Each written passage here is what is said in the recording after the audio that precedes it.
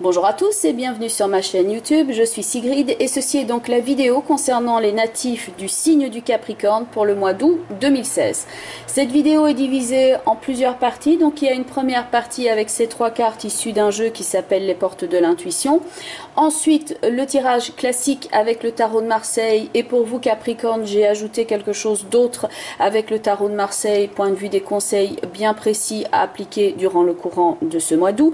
Et enfin, on termine avec une carte d'un jeu que je n'ai pas encore présenté sur cette chaîne et qui s'appelle Le cheminement de l'âme de James Van Praagh. Tout d'abord, merci beaucoup pour vos nombreux partages, vos nombreux retours, vos abonnements par rapport à la chaîne. Donc si vous souhaitez vous abonner, c'est ici, comme ça vous recevez automatiquement une notification dès que je poste une vidéo. Et donc merci pour vos nombreux retours, je reçois chaque fois comme un cadeau le fait que vous me relatiez la façon dont ça a pris place très concrètement dans votre vie. Donc les liens qu'il y a entre les cartes qui sont obtenues lors de tirage, l'interprétation et ce qui se passe très concrètement dans votre vie. Et merci également à tous ceux qui m'ont fait la demande d'une consultation privée. C'est évidemment un privilège que de pouvoir vous aider dans le cheminement de votre parcours de vie. Alors, on commence donc avec ces trois cartes du jeu, donc des portes de l'intuition. Et la première carte qui va faire écho à la force qui est au centre de votre tirage, c'est l'action. L'action qui est bien menée commence aussi à être stratégique. Attention ici, justement pour ne pas vous retrouver avec une pelote qui métaphoriquement serait tout emmêlée. Donc il s'agit de saisir l'action, la situation par le bon bout et d'agir avec sagesse, avec clarté, mais aussi avec fermeté. Il s'agit ici de coordonner votre énergie, votre force afin de saisir la situation par le bon bout. Le conseil étant, soyez prêts à agir concrètement et les difficultés auront tendance à s'évanouir. De nouveau, l'aspect logique qu'il y a ici à saisir la situation par le bon bout, on le retrouve dans la carte de la clé qui est donc tout peut arriver dès que vous êtes conscient de vos potentialités. La force, elle n'agit pas n'importe comment. La force qui porte donc le numéro 11 par rapport au battleur qui est la première carte dans les lames du tarot, la force c'est 10 plus 1. C'est un nouveau cycle comme la roue de fortune, une nouvelle solution par rapport à l'action. Donc il y a une force de maîtrise, il y a une capacité d'action dans la carte de la force qui va au-delà de l'activité, du début de quelque chose du battleur. La force, elle connaît ses capacités, elle connaît son potentiel et c'est pas le tout de le connaître, mais elle sait comment l'utiliser très concrètement, très activement. La troisième carte ici est la carte justement qui parle d'un des aspects de la force, à savoir la maîtrise. Pour passer dans la maîtrise, il vous faut accepter le chaos. Il prouve que votre vie change. Donc parmi les Capricornes qui m'écoutent, bon, il y en a plusieurs centaines, donc ça peut prendre place d'une façon bien différente selon l'un ou l'autre parcours de vie. Mais il y a probablement une situation où il y a beaucoup de facettes à gérer. Donc il peut y avoir ce sentiment, comme le personnage ici qui évolue d'un endroit à l'autre, une situation où il faut être constamment vigilant, où il faut faire très attention et il peut y avoir une période où vous êtes obligé de garder votre calme parce qu'autour de vous, il y a pas mal de ramdam, ça peut être plus ou moins chaotique et il vous faut donc rester centré et bien campé dans l'action. On va donc maintenant passer à votre tirage avec le tarot de Marseille. Et voici donc votre tirage, passé, présent, futur, le soleil, la force, la papesse. En complément d'information, la lune pour le soleil au passé, la roue de fortune avec le pendu pour la force à l'instant présent et l'arcane sans nom en accompagnement de la papesse au futur. Tout en haut, la combinaison de la maison Dieu et du battleur va nous indiquer ce sur quoi focaliser votre attention ici durant le courant du mois d'août. Quelque chose qui peut jouer en tant que conseil, donc au niveau psychologique, au niveau du mental, comme quelque chose qui peut prendre place au niveau très concret, matériel. La force est au centre de votre tirage et la force, on pourrait dire force de caractère, rapport de force, à la force du poignet. Et le Capricorne est un signe dont on parle souvent justement de la force de caractère. On parle aussi de sa détermination, de son ambition, ainsi que du fait donc de se réaliser à la force du poignet et de ne rien lâcher. Et justement par rapport à ça, c'est un petit peu, pour parler d'un autre signe, comme le Sagittaire, on dit toujours c'est l'optimiste du zodiaque, ça voudrait dire que quelque part il y a une forme de pression qui peut s'exercer pour vous. Comme pour les Sagittaires, il n'a jamais le droit d'être déprimé puisque c'est l'optimiste dans le zodiaque. Bah vous, c'est à peu près la même chose. Vous êtes toujours affublé de ces caractéristiques-là. On vous parle de votre détermination, de votre courage. Donc c'est comme si vous deviez toujours être quelque part comme la force au taquet. Et la force qui est au centre de votre tirage, elle est en effet capable de s'attaquer à la source du conflit qui menace son équilibre. Le lion qu'elle tient fermement accepte son autorité, car elle l'approche avec gentillesse peut-être, mais surtout avec fermeté, avec amour et avec pureté.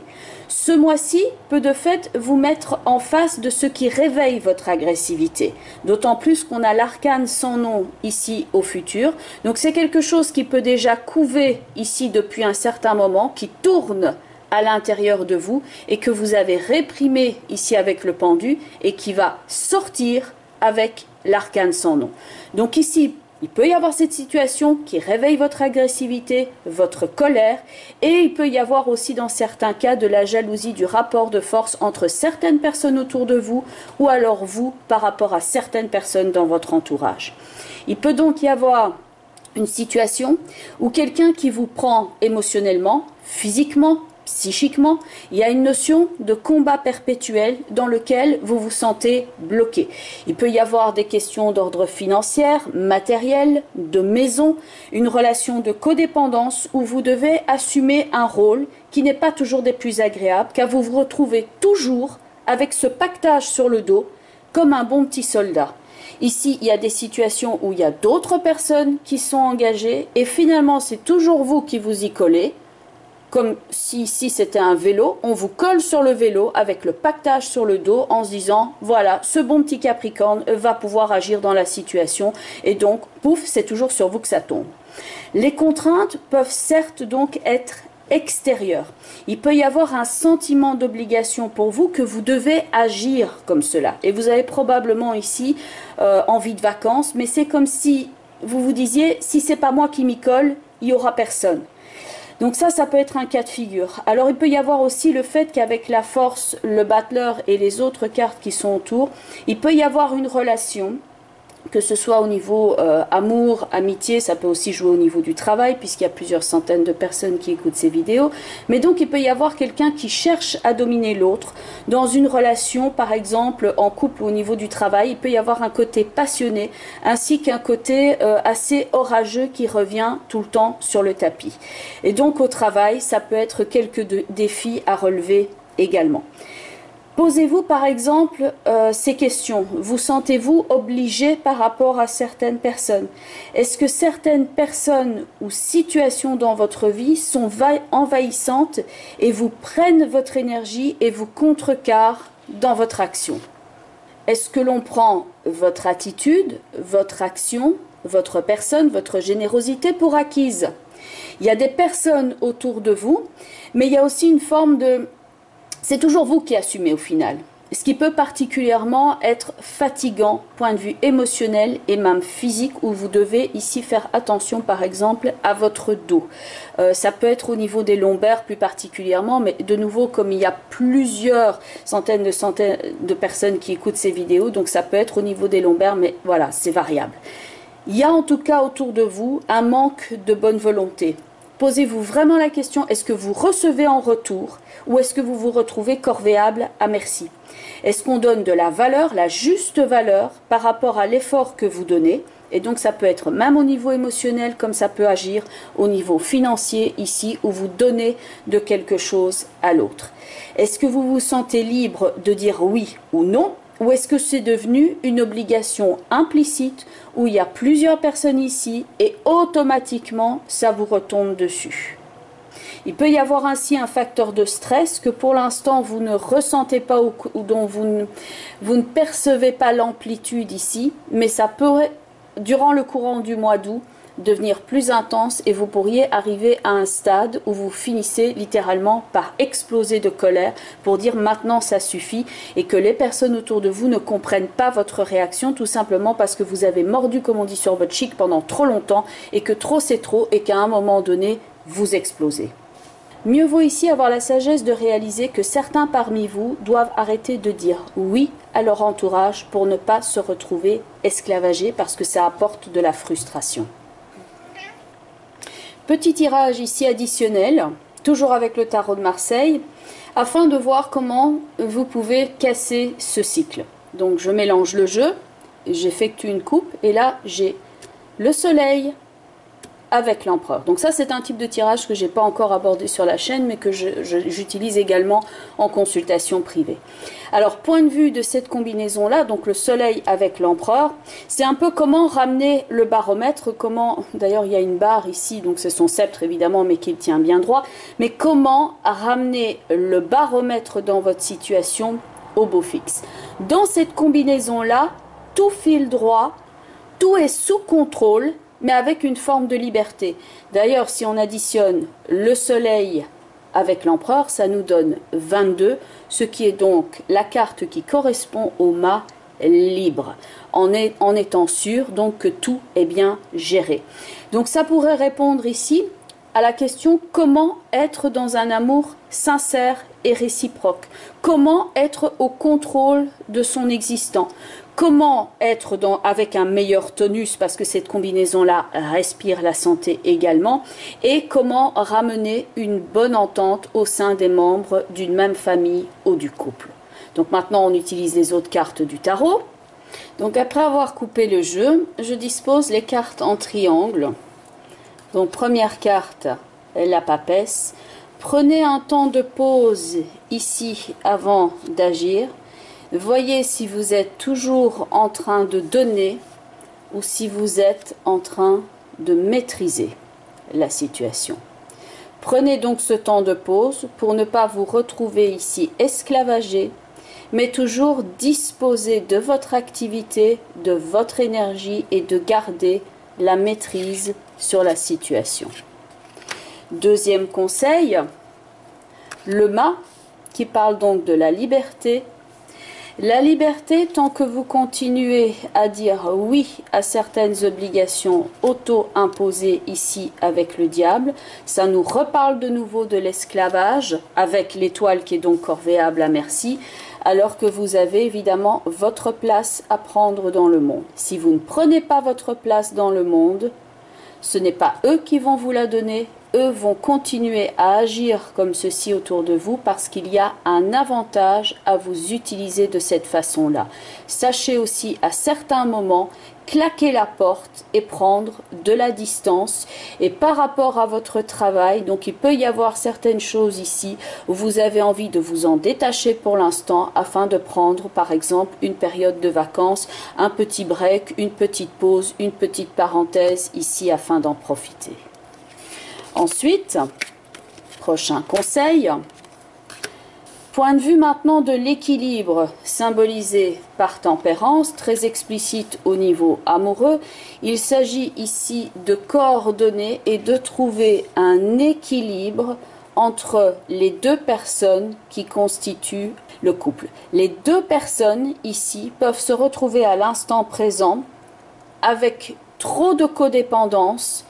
Et il faut ramener ici une aide, une coopération, comme l'indique la tempérance entre les deux, un équilibre entre l'action, puisque certains d'entre vous ne sont pas en couple, mais sont dans un projet de travail, une coopération entre l'action et la pensée.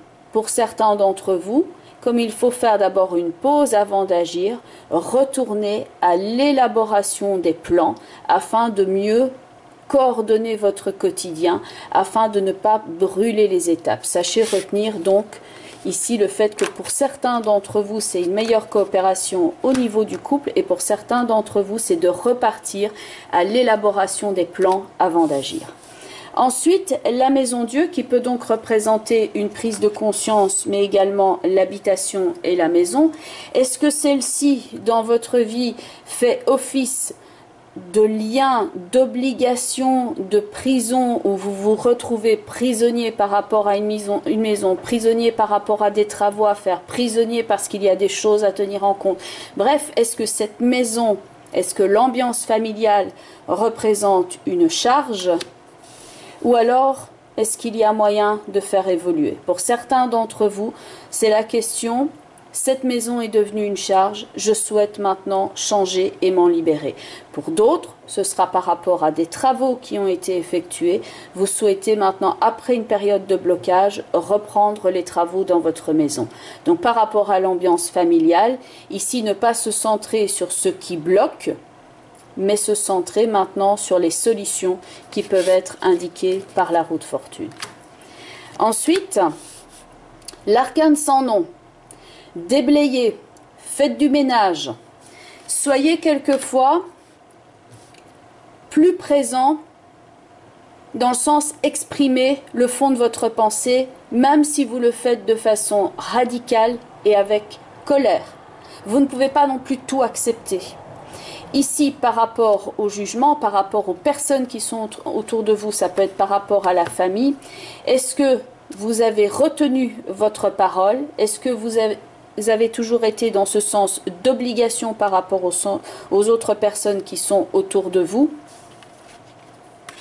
Ou alors, est-ce que vous savez faire comme la justice, un juste équilibre entre le oui et le non?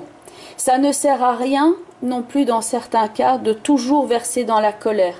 Il vaut mieux être froid et déterminé plutôt que d'aller jusqu'au bout du bout, d'exploser et finalement plus personne ne prend votre colère au sérieux parce qu'on se dit bon voilà, il y a une colère mais c'est pas grave, la colère va retomber, c'est un peu soupe au lait pour l'instant comme la force, elle peut être soupe au lait, celle qui était centrale dans votre tirage, mais au bout du compte on sait bien que la personne va toujours le faire. Ici comme la justice, sachez imposer votre limite, n'acceptez pas tout sur votre chemin. Prochain conseil, la carte de la lune.